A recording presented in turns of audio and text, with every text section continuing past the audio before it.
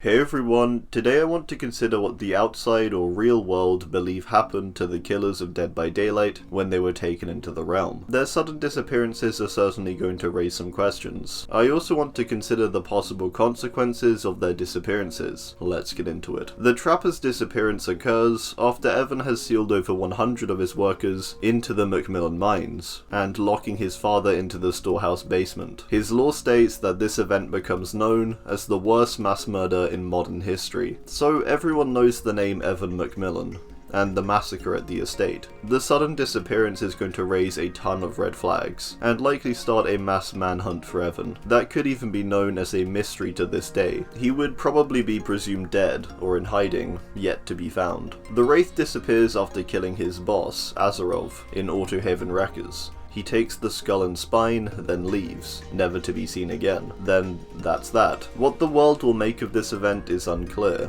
Presuming any other workers at the Wreckers Yard were also in on AZHYMOVS' illegal business, they are likely going to flee, with an inevitable police investigation coming. Alternately, it's possible they could cover up the murder of AZHYMOVS, as they had been doing for all of the other bodies. This kind of hinges, though, on whether the other employees of Autohaven are part of AZHYMOVS' schemes. Either nothing comes of these events, or Autohaven is investigated, and Philip is presumed dead or missing, possibly blamed for the death of AZHYMOVS, depending on evidence left behind. The Hillbilly is a tough one because his existence seems to have only been known by a select few, these being his parents, the police chief, and some deputies, all of which Billy kills. This makes it highly possible that the wider world doesn't know about his killing. All that seems to be found is the many dead animals. The farm is then said to be split up and sold off. The nurse is another kind of tricky one. I don't believe it's actually confirmed that Sally was the one to kill the patients and staff of Crotus Pren,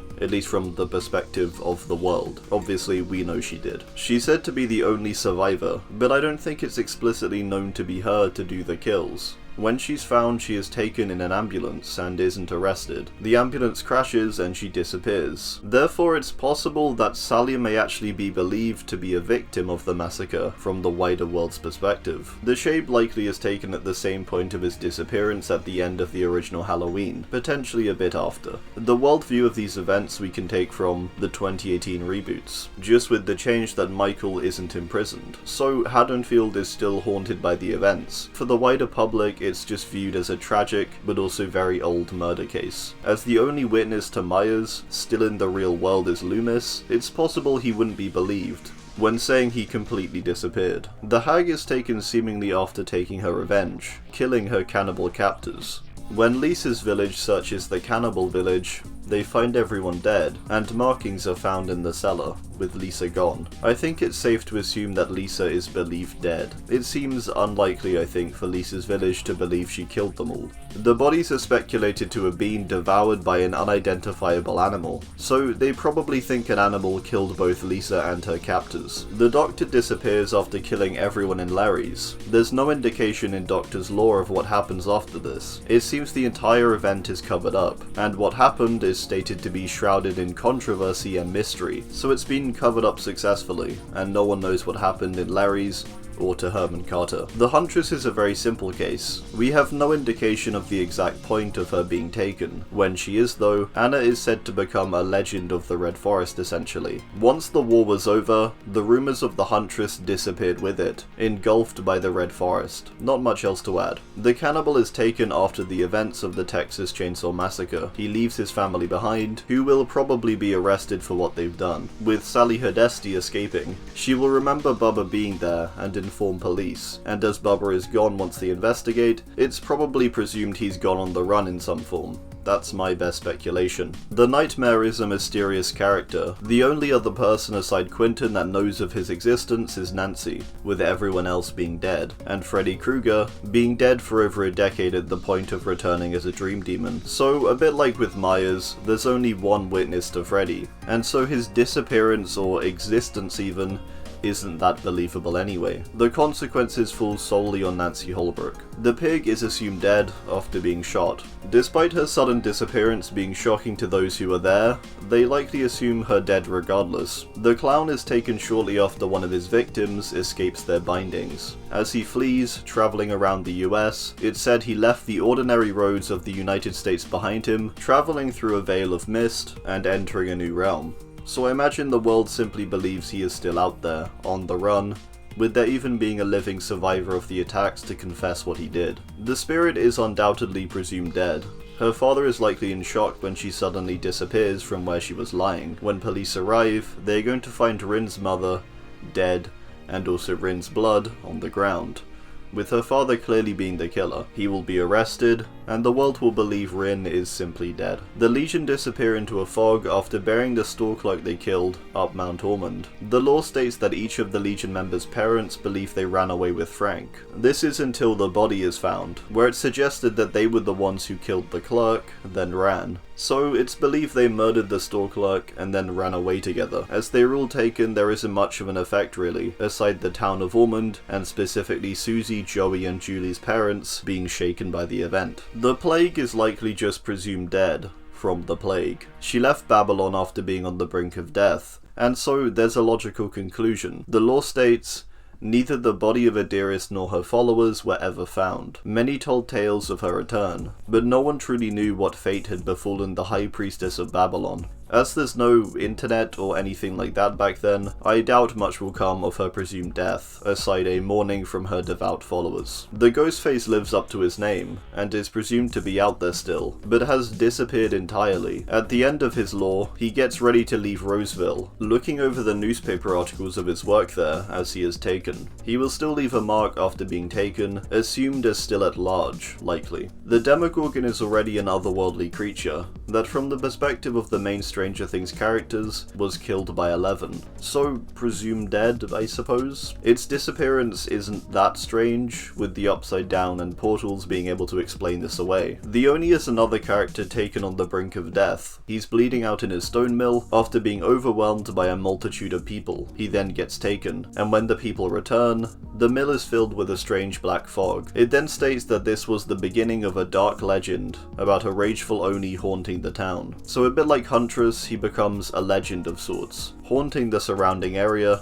and spreading fear. The Deathslinger is taken after revisiting his old cell in Hellshire Penitentiary. This is in the midst of a prison riot, where Caleb and his gang have just taken the prison warden and Henry Bayshaw and thrown them to a mob. Caleb then walks down a path and into the fog. It's pretty likely that he's just assumed to have left before any sort of law enforcement would eventually arrive at the prison. The main people who would notice his disappearance are his gang. However, they likely see how angry the warden and Bayshaw made him, likely understanding his sudden disappearance. The story of Caleb is remembered, however, years on, and even recited in Hellshire, as Serena learns. The executioner's disappearance literally means nothing to anyone really. That sounds really mean, but that's basically the case. The wider world doesn't know of Pyramid Head, and his entrance to the realm has little consequence elsewhere, as he was about to go to sleep before he did enter it. The Blight is also a character who's pretty much off the grid, and hasn't been in the public eye, I guess you'd say, since the Opium War.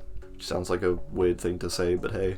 His subsequent descent is also something that just set him even farther apart from those around him, and the monastery that had previously housed him. When he finally is accepted into the realm, I don't think there's much left behind, and he's likely assumed dead, because he's in a pretty bad state at that point, and still probably thought to be in the grave he was thrown into. The twins are also another case of not really being known to the wider world, but likely just the Marseille area where they were hunted. Their sudden disappearance will likely lead people to believe they are both dead. The Trickster, with Trapper aside, is probably the most well-known killer character to the wider world, being a famed K-pop star. It's pretty likely that after he murders the higher-ups of Mighty One, that he is going to be exposed in the public eye for the murders he caused. Equally, I suppose it's possible that they believe he too was killed. However, as the lore describes it as him putting on a show, it's going to seem like it was him. This is going to be worldwide news, with a huge star being revealed as a serial killer. His disappearance, therefore, I believe, will lead many to believe he used his wealth and went on the run. The Nemesis is a creation of Umbrella Europe,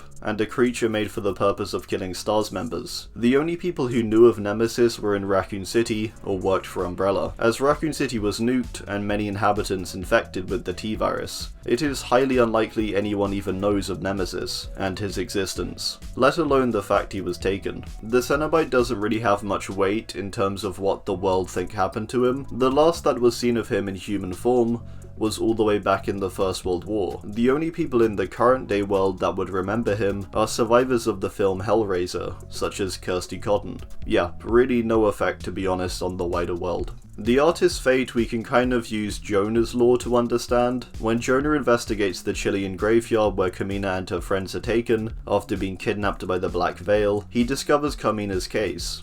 It's described as a cold case where bodies were found in the area, the corpse is eaten by hundreds of crows. So, from the perspective of the world, and even the CIA, Carmina therefore simply appears to be dead. The Onryō is also a case of everyone believing she has been dead for quite a while, after she was thrown down the well. Her existence after that is kind of just legend or myth, with no one surviving her curse aside Yoichi, I believe. As we know, Yoichi's own investigation into Sadako leads everyone around him to think he's kind of lost it. He becomes ridiculed and ostracized. After that, he gets taken too. So I feel aside Sadako being a legend, other than that, she's simply unknown and believed as dead, since she was originally thrown down the well. Alright, well, that's gonna do it. I do hope you enjoyed, and be sure to drop your own thoughts on this down below. Thanks, and goodbye.